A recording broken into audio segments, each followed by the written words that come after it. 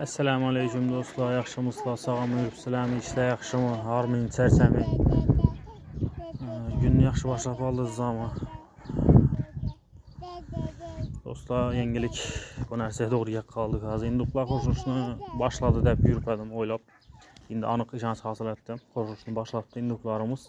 Hozir to'g'riga qolganim bilan video olishni boshladim. Şu üzerimizde nasibin induk. Baribir şu içinde hazır hemen korkadı. Belli xoraz induklarımız yaş xorazlar ondan korkkanlık sabuna yanına baravermeyin tuttu. Olmasa belli yaş xorazlarımız ham işe tayyor. Ular ham bemalol qo'shiladi. Lekin bu yaxshi narsa. Bu polni tuxumlab nima desa bo'ladi. Hozir doğuşa tayyorlashib bordi bu induklar. Shuning uchun qo'shilib o'tdi. Şu odatda 20 gün bir ay oldin qo'shilishni boshlaydi induklar. Men aytganimdek, bu induklarımızın kanatının üstlerine petler düşken köp induklarım. Ana induklarım bir 6-7 shunday kanatının üstlerine petler düşken. Bu o'zini tushmaydi o'sha induk bilan qo'shilganda baribir induk oyoq bilan shu petlarni tushirishi mumkin, petlarni sindirishi mumkin. Shu hisobına o induklarning usti shunday bo'ladi, ustun petlari.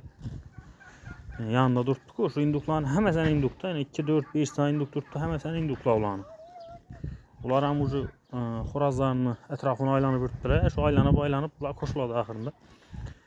Baribir shu narsa keyin barilar ham qo'shilgan bo'lishi kerak, sababi ko'p turmadim. Shu to'g'riganim bilan video olishni boshladimda. Keyin yana video olib bo'lib ishimni davom ettirdim.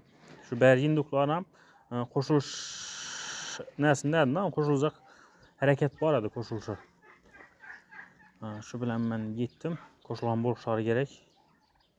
Lekin induklar yaxshi. Xorazlarni ko'rib turibsizlar.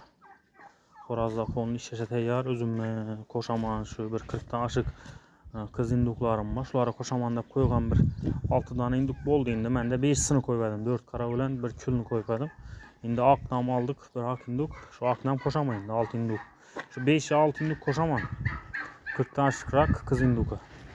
Mana bo'ladi shu 8, 9, 10 adam men bemalol qo'shib bilaman induklarni. 10 dona qiz induka bir xorazdan o'zim bemalol qo'shaman, sinab ko'ryapman, yaxshi natija beradi. Mana shu oq indukni bu akşam bozor alındı. Ko'rib turibsizlar, sog'liq hamma narsasi joyida, lekin sal oyoqni ayriroq, misal yurishi boshqacharoq ekan, lekin bemalol qo'shmaka bo'ladi. Do'stlar, bugungi yangiliklarimiz shu. Shuni ko'rsatib o'tsak edim. Sog' bo'ling, omon bo'ling.